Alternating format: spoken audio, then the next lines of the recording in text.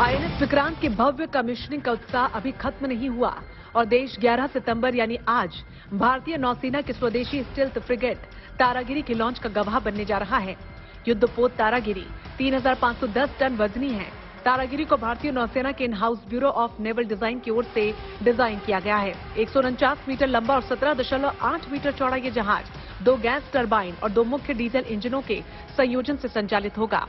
युद्धपोत तारागिरी पर anti air warfare के लिए भविष्य में सरफेस टू एयर में मार करने वाली 32 बराक 8ER या फिर भारत का सीक्रेट हथियार VLSR-SAM मिसाइलें तैनात की जा सकती हैं। इस पर ब्रह्मोस मिसाइल की भी तैनाती हो सकती है। तारागिरी युद्धपोत में एंटी सबमरीन वॉरफेयर के लिए 2 ट्रिपल टॉर्पीडो ट्यूब्स भी हैं, जो दुश्मन को ढेर करने के लिए काफी हैं।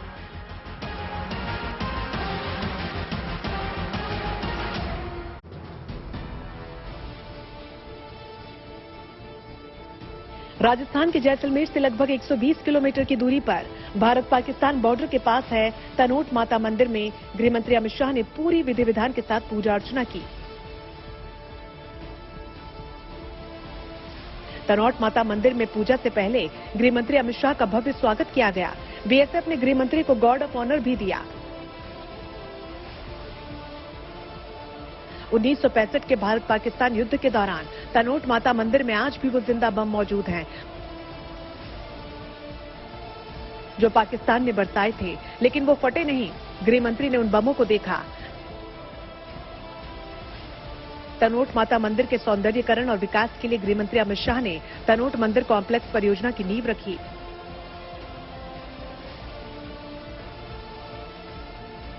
और इसके लिए 17 करोड़ 67 लाख रुपए की राशि को मंजूरी दी गई।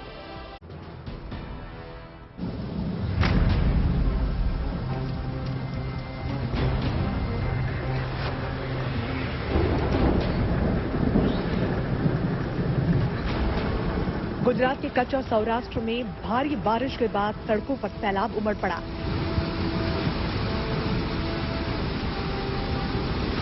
तेज बारिश के बाद इलाके में हर तरफ पानी ही पानी हो गया। लोगों के घरों से लेकर सड़कों पर पानी भर गया। तस्वीरों में आप देख सकते हैं कि कैसे तेज बारिश के बीच सड़कों पर पानी भर आया है। पानी का बहाव कितना तेज था, उसका अंदाजा इन तस्वीरों से देखकर लगाया जा सकता है। आप देख सकते हैं कि पानी के तेज बहाव के बीच एक बाइक सवार फंस गया। सड़क किनारे खड़ी की गई स्कूटी भी पानी में आधी डूब गई। मौसम विभाग की माने तो गुजरात में बारिश की तो सिर्फ शुरुआत है। अगले कुछ दिनों तक तेज बारिश होने के आसार हैं। मौसम विभाग का दावा है कि 13 सितंबर तक गुजरात में बहुत भारी बारिश होने की संभावना है।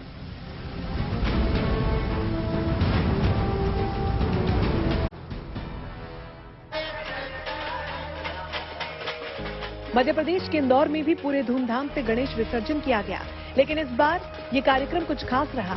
दरअसल इंदौर नगर निगम में बप्पा की विदाई के लिए बेहद खास इंतजाम किए गए थे।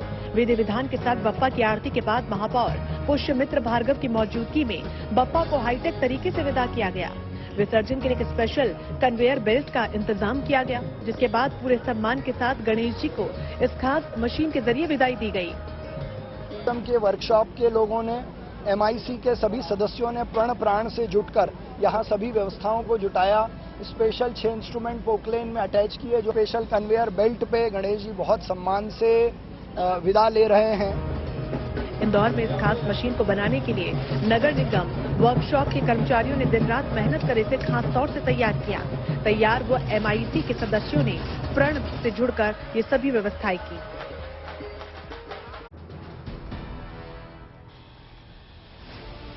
बॉलीवुड के मशहूर सिंगर रहे केके को गए भले ही काफी दिन गुजर चुके हैं, लेकिन अपने फैंस के दिलों में आज भी वो जिंदा है। केके को याद करने के लिए कोलकाता में एक दुर्गा पूजा पंडाल केके के कॉन्सर्ट के तर्ज पर तैयार किया जा रहा है, क्योंकि केके की मौत कोलकाता में एक लाइव शो के दौरान हुई थी। ऐसे में पंडाल के आयोजक उसी तरह का पंडाल तैयार करके केके को श्रद्धांजलि देना चाहते हैं। हमारा थीम है कविराज बागान में केके का, उसका श्रद्धांजलि के लिए हम लोग अभी थीम बनाया। हालांकि इस पंडाल में सिर्फ केके की ही तस्वीर नहीं, केके के अलावा दिवंगत लता मंगेशकर, बप्पी लहरी समेत और भी कई दिवंगत कलाकारों की तस्वीरें मौजूद हैं।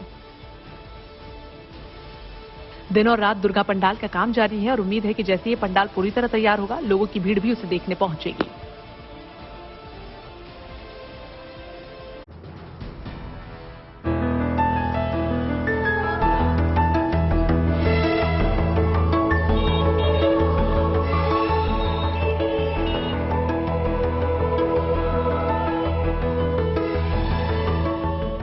बाबा वैद्यनाथ की नगरी देवघर में इन दिनों पोस्ट ग्रेजुएट राधा सुर्खियों में है। दरअसल राधा भले ही पोस्ट ग्रेजुएट हो, लेकिन पेशे से ये चाय की दुकान चलाती हैं। देवघर के रामादेवी महिला कॉलेज के सामने राधा की चाय की दुकान है और आमदनी सुनकर आप भी हैरान रह जाएंगे, क्योंकि राधा अपनी चाय की दुकान से रोजाना लगभग 1500 रुपए कमाती हैं। मुझे देखकर मुझसे इंस्पायर होकर के लड़कियां भी कुछ भी कर सकती है। ऐसा नहीं कि पढ़ने लिखने से हम कुछ नहीं कर सकते। पढ़ना लिखने का मतलब ये नहीं सिर्फ नौकरी करना, हम कुछ भी कर सकते हैं। राधा की 5 बहनें और एक भाई हैं, लेकिन राधा क्योंकि सबसे बड़ी है, ऐसे में जिम्मेदारी सबसे ज्यादा है। अपनी कमाई से राधा सभी भाई बहनों का पालन पोषण करती हैं। बिहार के नालंदा में पुलिस ने बना दी जोड़ी। जी हां, पुलिस ने बिना बैंड बाजे के थाने परिसर में ही एक प्रेमी जोड़ी की शादी करवाई।